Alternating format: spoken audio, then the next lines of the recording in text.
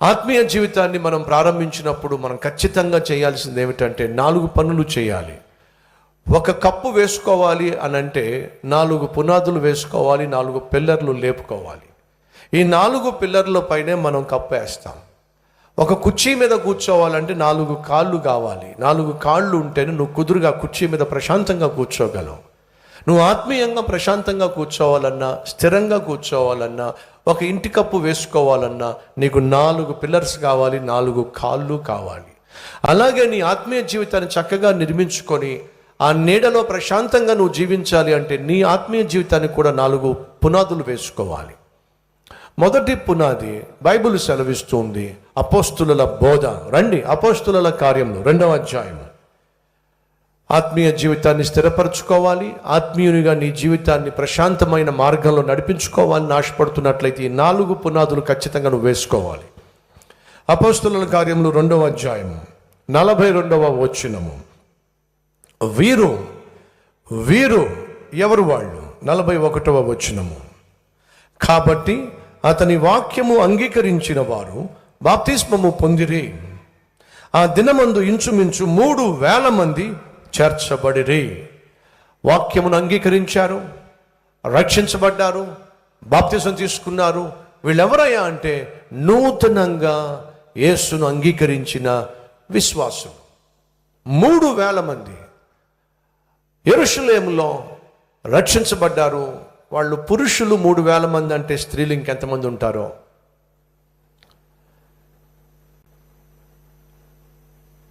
Right. రక్షించబడిన తర్వాత వీళ్ళు ఎంతమంది ప్రభువైన యేసుక్రీస్తును సొంత రక్షకునిగా అంగీకరించారో చూపిస్తారా? రైట్. క్రీస్తును సొంత రక్షకునిగా అంగీకరించిన తర్వాత మీరు బాప్తిసం తప్పనిసరిగా తీసుకోవాలి.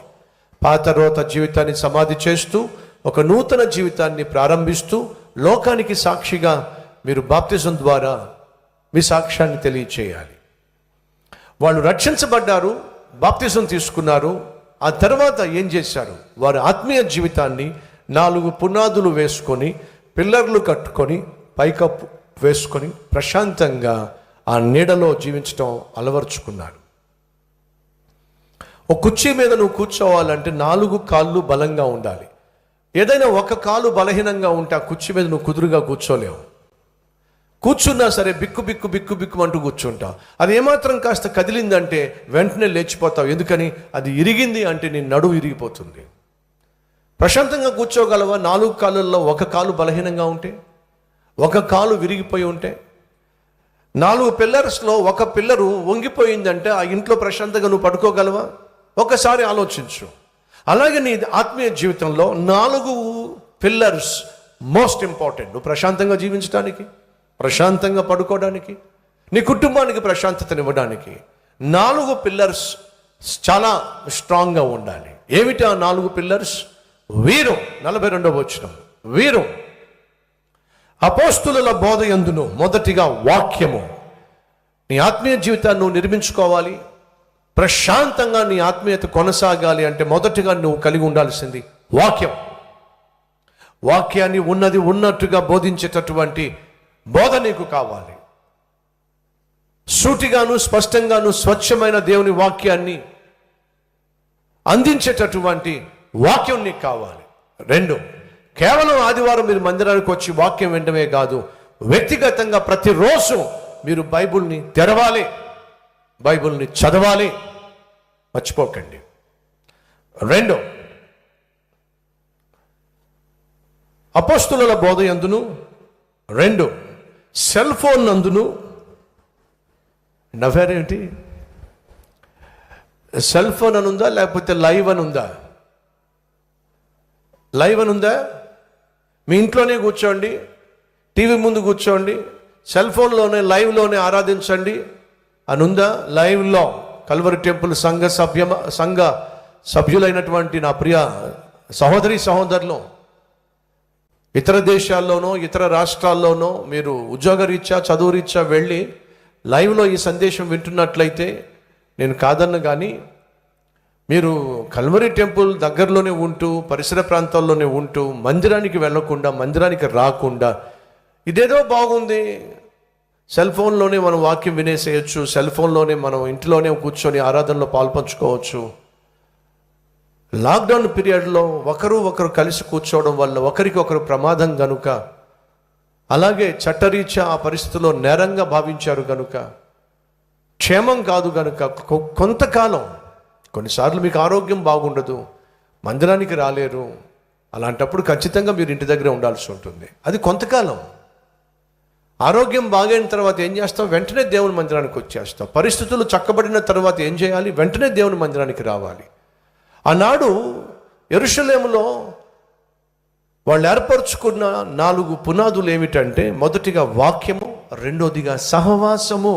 ఏమిటట? సహవాసం అనగా సహవాసముగా, సంఘముగా, సమాజముగా, సకుటుంబముగా అందరూ ఒక చోట చేరి దేవుణ్ణి ఆరాధించటం. ఇది దేవుడు ఇచ్చినటువంటి విలువైన ఆ సూత్రం. కాబట్టి సంఘంగా కూడుకోవడం. 11వ అధ్యాయము హెబ్రీలకు రాసిన పత్రిక 11వ అధ్యాయము. ఈ గతంలో చూపించాను, మరొకసారి చూపిస్తున్నాను. కారణం ఏమిటంటే బహుశా మనలో కొంతమంది మర్చిపోయి ఉంటారు.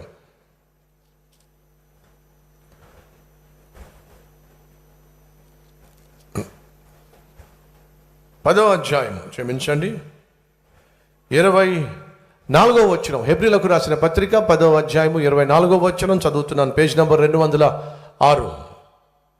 కొందరు మానుకొనుచున్నట్టుగా, కొందరు మానుకొనుచున్నట్టుగా, మళ్ళా కొందరు మానేశారు. కారణాలు ఏమైనా కావచ్చు. కొంతమంది ఆరోగ్యం బాగోట్లేదని మానేశారు, కొంతమంది కుటుంబంలో సమస్యలను మానేశారు, కొంతమంది ఆర్థికంగా పరిస్థితులు బాగలేదని మానేశారు. ఇలా ఏదో ఒక కారణం చెప్పి మానిన వాళ్ళు ఉన్నారు. కొందరు మానుచున్నట్టుగా.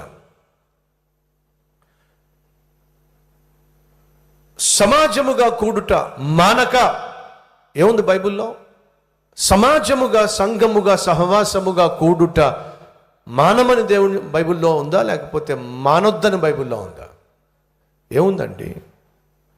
అబ్రహాముతో దేవుడు అన్నాడు, నీ కుమారుణ్ణి తీసుకొచ్చి దహన బలిగా ఇవ్వు అని దేవుడు చెప్తే, ఆ కుమారుణ్ణి తీసుకొచ్చేసి ఆ దహన బలి పైన పడుకోబెట్టేశాడండి. అదండి విధేయత.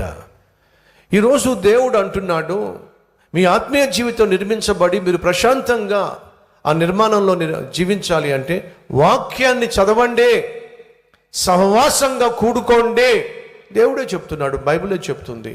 సహవాసంగా కూడుట మానక, సమాజముగా కూడుట మానద్దు.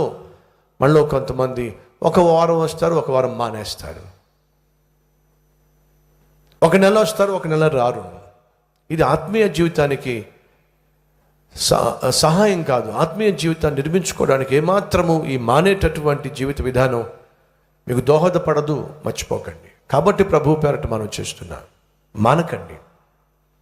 మాటిమాటికి ఉద్యోగం మానేసేవాడు మంచి ఉద్యోగి కాదుగా. మాటిమాటికి స్కూల్కి వెళ్ళడం మానేసేవాడు మంచి స్టూడెంట్ కాదుగా.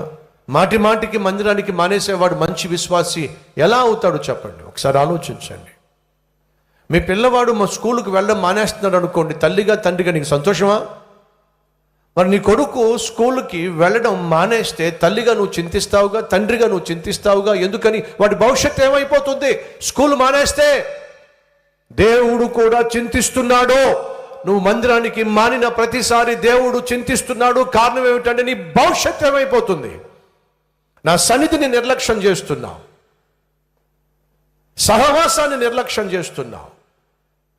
నీ క్షేమం కోసం, సంఘక్షేమం కోసం నేను ఏర్పాటు చేసినటువంటి సమాజంగా, సహవాసంగా, సంఘముగా కూడుకునేటటువంటి ఈ వ్యవస్థను నువ్వు పట్టించుకోకపోయినట్లయితే నీ భవిష్యత్తే ప్రశ్నార్థకంగా మారుతుంది. కనుక దేవుడు చింతిస్తున్నాడు. పిల్లవాడు స్కూల్ మానేస్తే తల్లిగా తండ్రిగా నువ్వు ఎంతో వర్రీ అవుతావు. ఎందుకని? స్కూల్ మానేస్తే ఎలా? అక్కడే కదా వాడికి కావాల్సిన పాఠాలు నేర్పించేది, వివరంగా తెలియచేసేది. ఇంట్లో కూర్చొని చదువుకోకూడదా? చదువుకోవచ్చు, కానీ స్కూల్ అవసరం. ఇంట్లో కూర్చొని బైబిల్ చదవకూడదా? ఖచ్చితంగా చదవాలి, కానీ సంఘము, సహవాసము అవసరం. మానద్దో బైబిల్ సెలవిస్తుంది.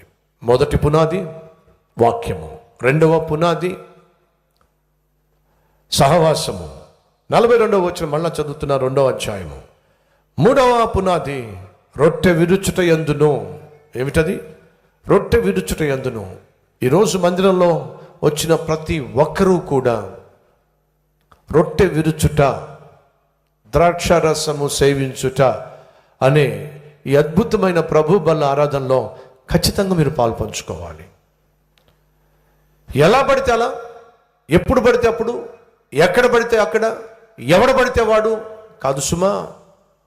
ఖచ్చితంగా మీరు సిద్ధపాటు కలిగి ఉండాలి.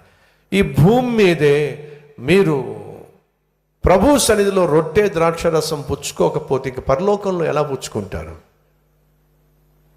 ఈ భూమి మీదే రొట్టె ద్రాక్షరం తీసుకోవడానికి మీ మనస్సు ఒప్పకపోతే అసలు మనం పరలోకానికి వెళ్తాం.